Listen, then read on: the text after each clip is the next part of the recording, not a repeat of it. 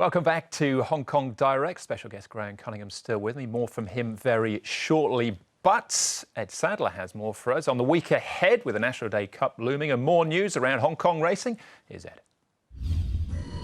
Thank you, Andrew. Yes, the first group race for the season comes up on Sunday, the Group 3 Celebration Cup. We don't have to wait long for the next group race of the season. It's on Thursday, a public holiday here in Hong Kong, the Group 3 National Day Cup for the sprinters over 1,000 metres. And while the final field will be released in the early part of next week, here are the entries for the race. We've got a field of 7 at this stage to line up, with Wishful Thinker to carry the top weight in what will be his second run for Dennis Yip. Big Party's a talented but quirky sprinter. Jolly Banner, what a marvellous horse he has been through his career. Both he and Big Party are group race winners already down the straight. Computer Patch is a promising horse. Gold Chest has already won down the straight this season. Victorian was unlucky last time out. We'll see why in a moment. And Yi Chong Baby is interesting, having his first run for the Tony Millard stable. The key form race then for the National Day Cup comes from the opening day of the season, the traditional feature on that day, the Chief Executives Cup. And the horses to pay attention to: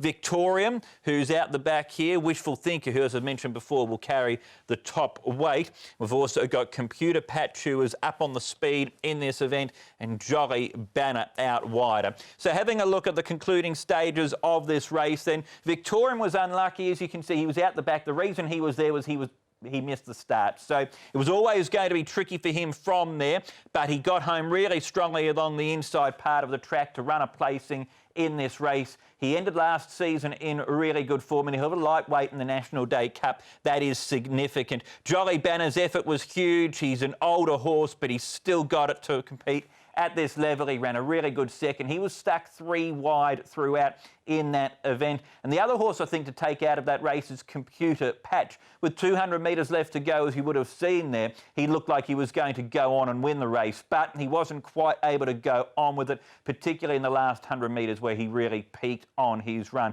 But he should benefit from that fitness-wise. He's only just turned 4 and looks a progressive type. He'll be ridden on Thursday by the Magic Man, Joe Moreira. I think he's going to match the big guys. I think he's a up-and-coming horse. Last season he was only 3 and he was running against some really decent horses, and in some of the occasions he was able to win. So I actually have a good faith in him. I think his winning chance is quite high.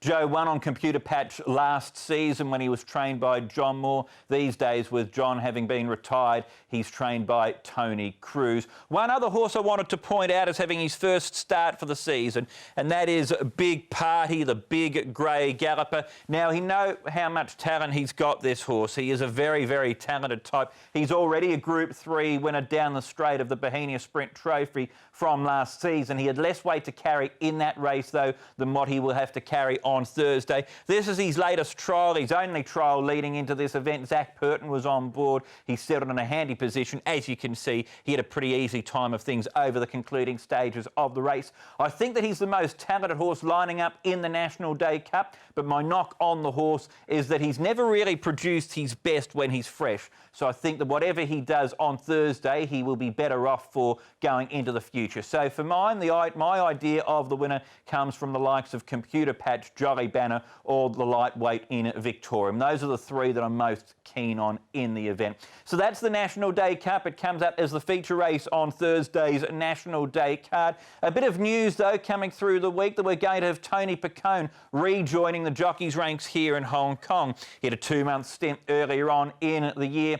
In last season, he rode 8 winners during that time at a strike rate of just under 9%. He got off to a great start as well, too, with Charity Go at his first meeting, giving him a winner, which is so important here in Hong Kong. He's going to arrive to start riding here in October. It's a 4-month licence that he has been granted. That takes him up until the end of February.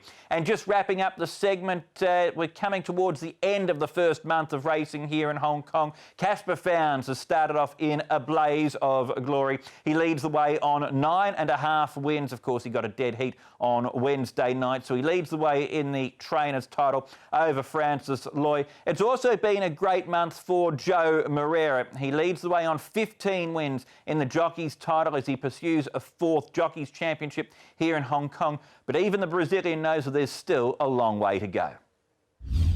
Yeah, it's all about the support. You know, I would be nobody if I didn't get support of good trainers that are winning races, and it's maybe get there in particular on the early stage of the season may not be the hardest. The hardest is just to stay there. We all know it, and I'm not expecting to be an easy season.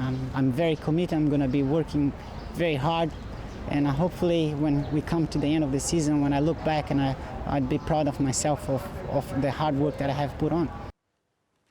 Excellent proposal there. One of the exciting horses Joe associated with everyone being Skyfield, trained by Casper fans, of course. But let's concentrate on the National Day Cup for a second, Graham. Small field down the straight. What are your early thoughts? Best part of a week away still. Yeah, it's a good little analysis from Edward.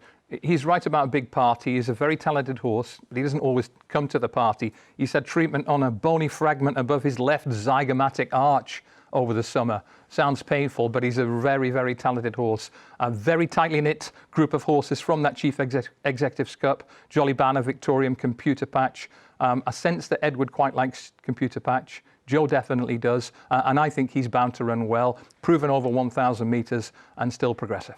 Of course, Amazing Star came out of that Chief Executive Cup and won on Wednesday night at Happy Valley. Did it in good style as well. What about a horse like Yi Chong Baby? He looked early days like he had the world of his feet, but things seemingly went wrong. He's now been transferred to the stable of Tony Millard. Yeah, the ability's there, and we know how good Millard is with stable transfers. Keep an eye on him. Also, Gold Chest. Richard Gibson's done a really good job of steadily improving that horse, gradually bringing him back in distance. He didn't win by very far at Sha Tin first time out this season, but he did have to wait for a run. He's on the upgrade with a very lightweight, so it's a small field next Thursday, but they're pretty progressive horses overall, and you don't say this very often, there is some room at the top in the fabled Hong Kong sprint division. Mr. Stunning retired, beat the clock, some training problems. Thanks Forever retired. Etheros had a setback. The stage is set for some improving horses to win some big money this winter. Most certainly is. The other point that Ed brought up there was Tony Picone coming back. Had a great short stint here, and he's the first, but probably not the last European jockey I suggest we'll see for this season. Yeah, watch the space, but December could get very interesting in that regard. As for Tony Picone, he had a really good stint last winter, and now he joins Antoine Amelan and Alexis Bedell. So the race to do the Three Musketeers story is already underway. All right, let's have a look at what's happening then over the next week or so here in Hong Kong. As you've probably guessed by now, it's the first group race of the season. The Celebration Cup comes up as race number 8, 4:35 local, with Beauty Generation looking for its 4th.